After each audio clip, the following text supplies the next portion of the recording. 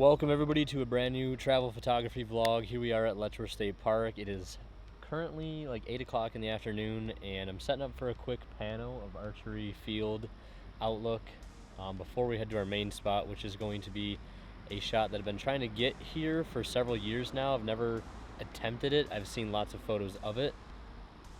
So we're gonna try our luck tonight. It's a relatively clear night, so you probably know what we're trying to do. Also by the title of the video. We're trying to do some astro, specifically the Milky Way over the Genesee Arch Bridge over the Upper Falls. It's a shot I've seen a lot of. I'd like to get my own shot of it, and it's definitely a bucket list shot for me. So it's something I really want to try to get tonight. The conditions are great, and before we head to our main location, I wanted to come here and do a pano. The clouds aren't super great. There's some nice clouds over there, which you guys probably saw in the opening, but they're kind of moving out of the way now. But this is more so to see what a pano with the Nodal Ninja will look like. So when I come here for sunrise eventually, when I can get up and come out here, hopefully soon, you know, I kind of got a decent idea of what it's going to look like, etc., etc. And trying to level this thing right now, which you always know that's always a pain. Pretty much got this entire spot to myself at the moment. Yeah, we'll see how this goes.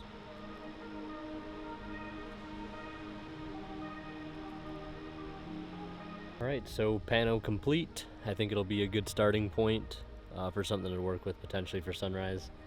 So let's move to our main location, which is the Upper Falls. See you guys there.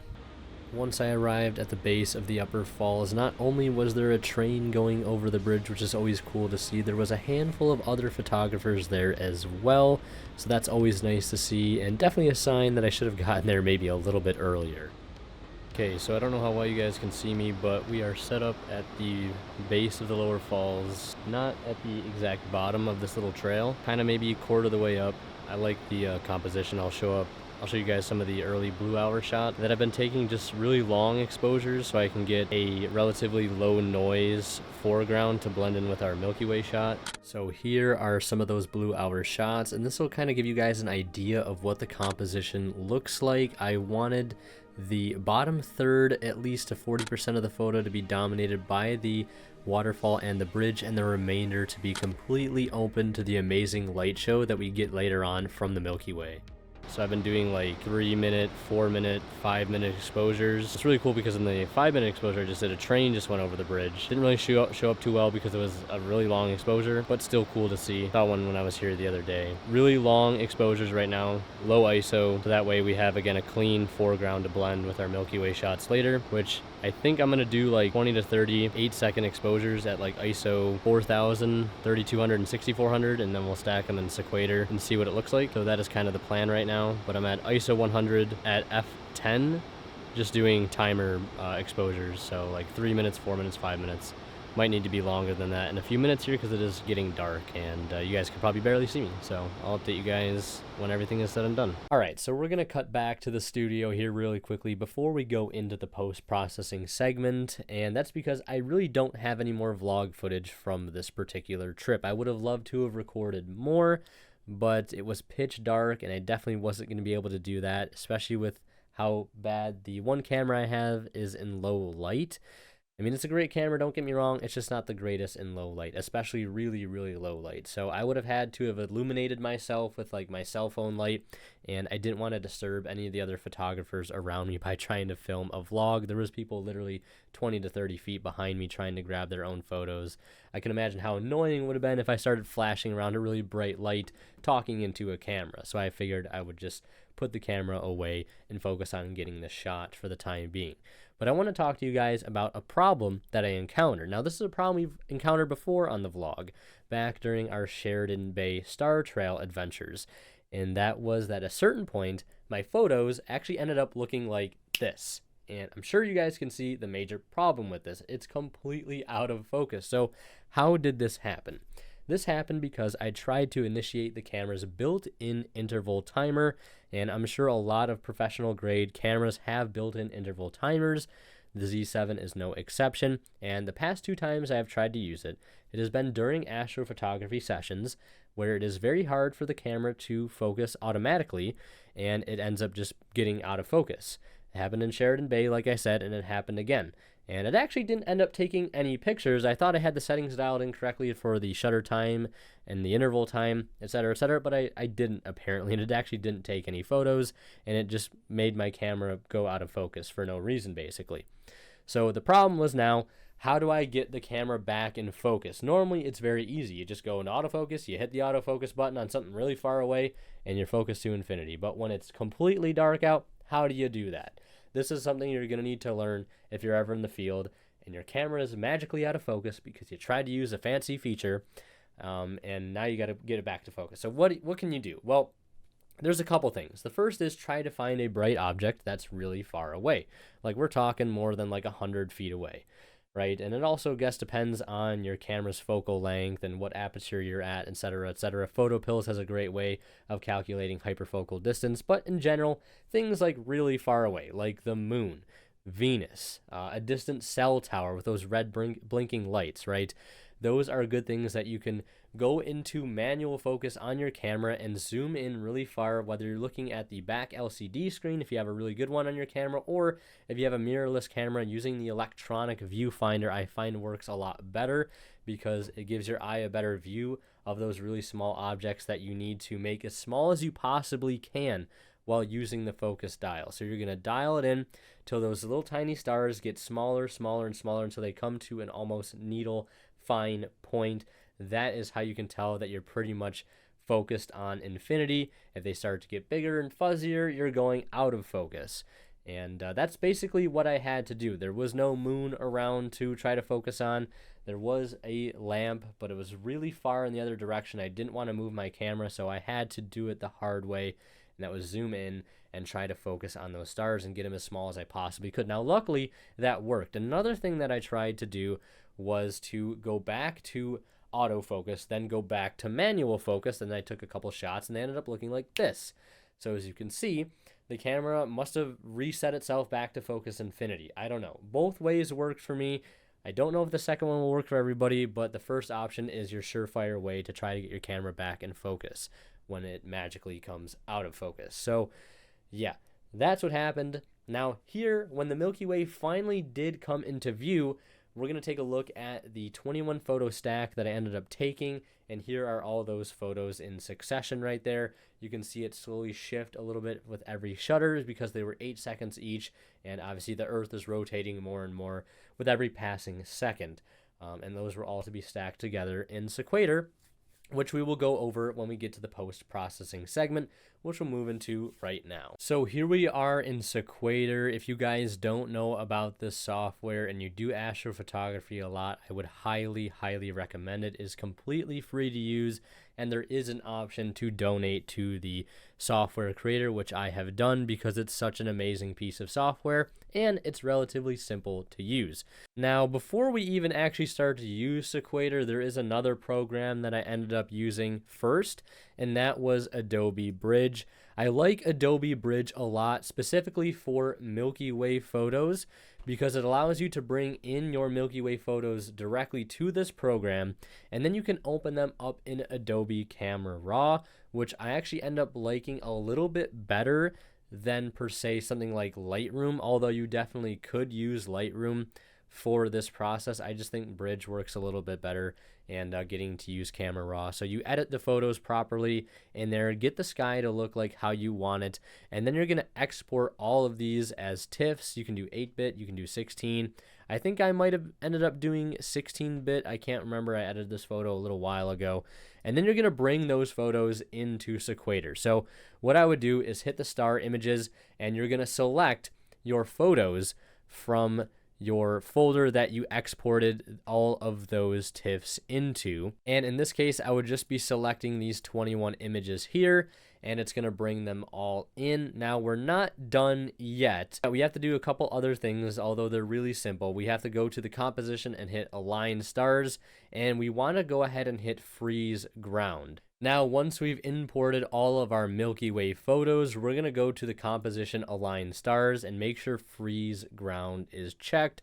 Otherwise, your foreground will all be blurry and the sky will look really tack sharp, but the foreground is going to be a complete mess. So you're going to want to make sure you select freeze ground.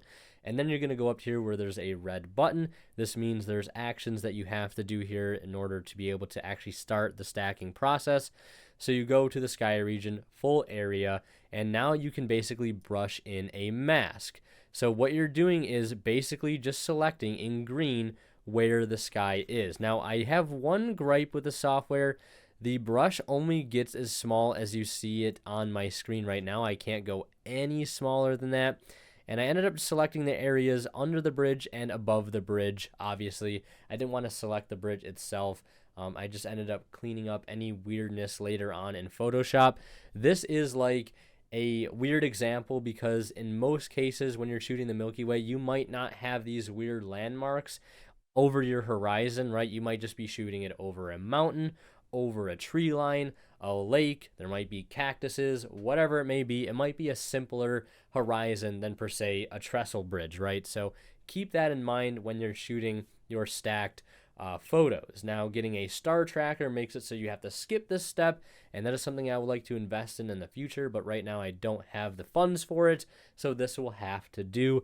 And once you select your sky, you're going to go ahead and basically select the output. Where do you want this final image to go to? And then you're going to hit start. It'll take a couple minutes and it's going to go ahead and stack everything together. And I'll show you guys an example of what the final result will look like. Here you can see the final result. It's going to export it as a TIFF file too, which is really great, especially for continuing to edit it in Photoshop. And one of the great things Sequator does is not only is it giving us a little bit more information and a little bit more detail in the Milky Way, but I mean, look at the sky here and look how little noise there actually is. It ends up through some method and wonder of technology getting rid of, like, I would say 90% of the noise in the image. And as you can see, these were the weird parts I was talking about from not being able to actually select just the bridge with that really small brush. And this was stuff that was easy to clean up in Photoshop there. So I didn't really worry too much about that. It would just take a little bit of time. But as you can see, it did a great job giving us a lot of definition into the Milky Way and reducing a ton of noise, which is really important when all of these photos were shot at ISO 4000. And just to show you guys an example, let's take a look at one of the shots before it was stacked. You can see that is an infinite sea of noisy pixels right there. So that is a pretty much like night and day difference, I want to say. This is the stacked version. And if we go back, this is an unstacked version. So yeah, really easy comparison to make there. And once we did that, we went into Photoshop where we did a bulk of the work. So let's take a look at that. Well, first we actually have to take a stop into Lightroom really quick. I think I'm getting a bit ahead of myself here to show you guys the edits in Photoshop, but we first have to look at our blue hours shot. And I wasn't just taking these just for the hell of it. These are really important to ensuring we have a relatively noise-free foreground and a relatively decently illuminated one.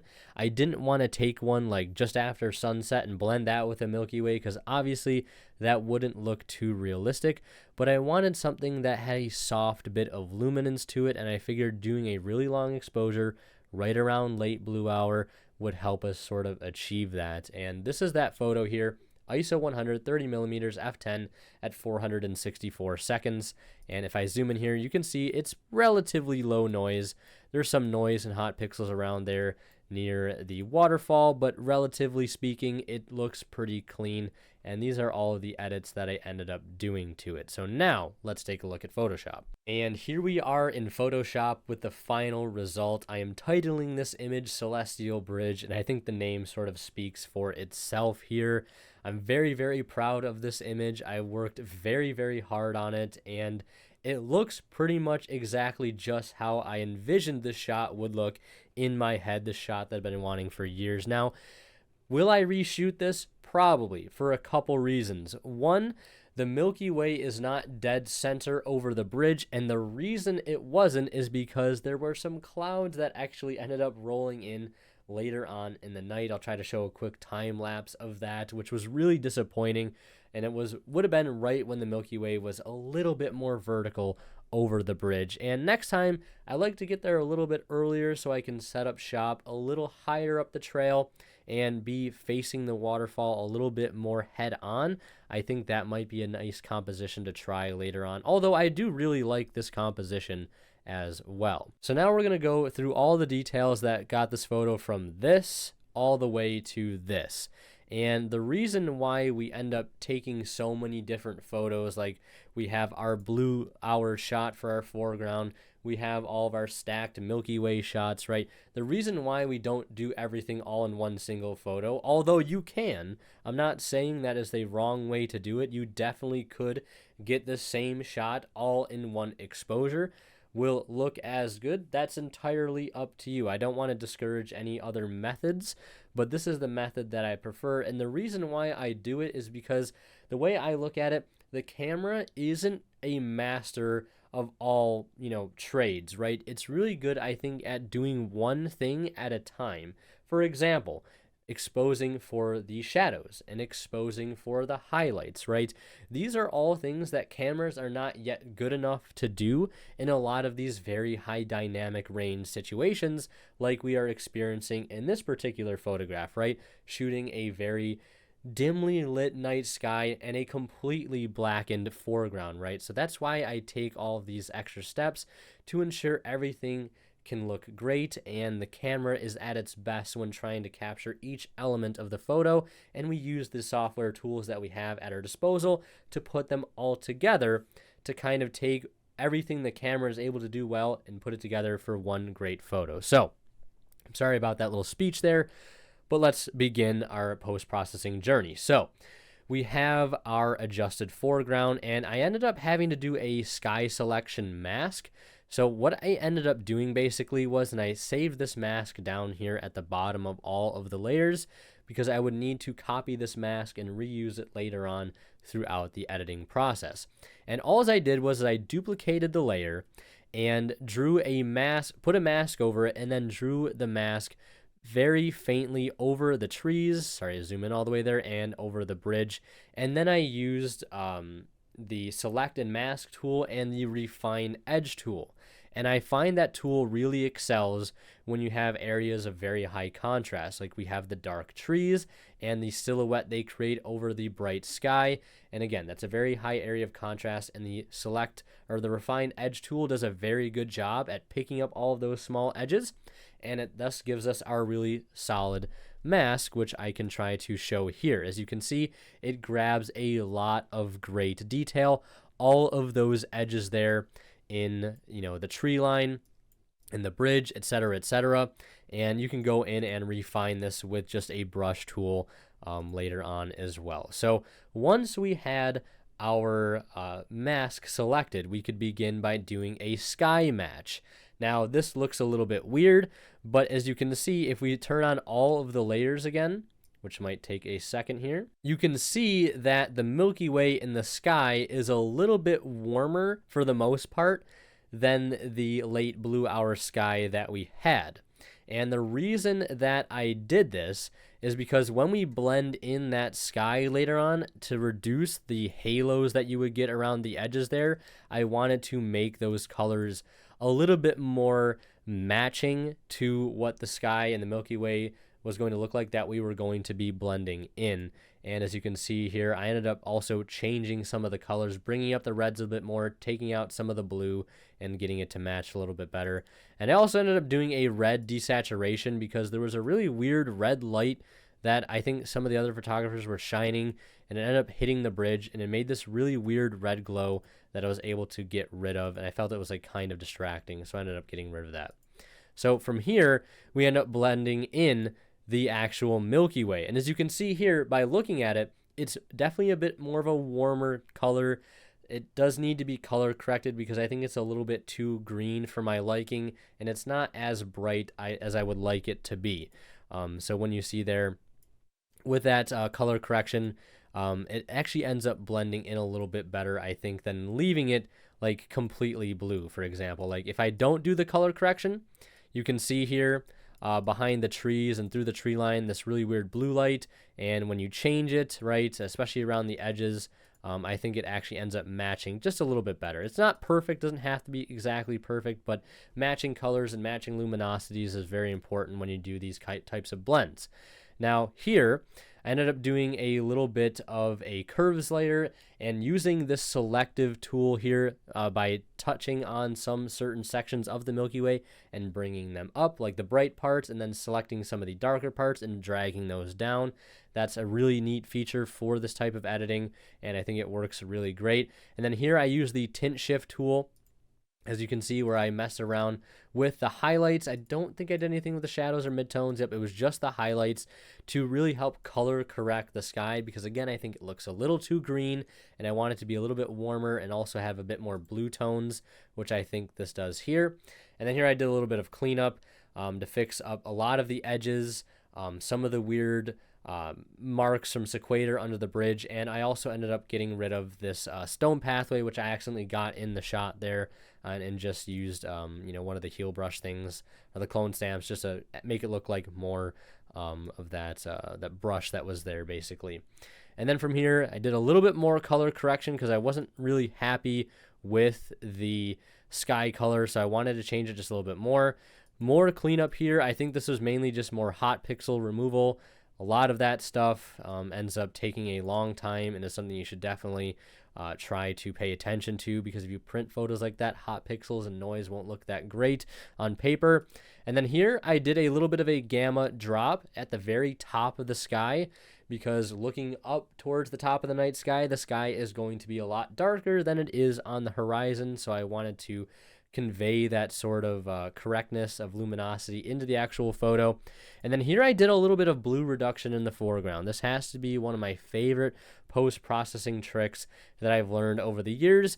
And as you can see here, sometimes with long exposure, the camera can get white balances wrong, and certain things that are supposed to be white, like flowing water, the colors of buildings or skyscrapers, they can kind of pick up a weird color cast and end up turning blue. Right now, this is also personal preference. Maybe you like that color. Maybe you like the slight yellow cast or warm tones that are cast onto water or onto sides of buildings, whatever it may be.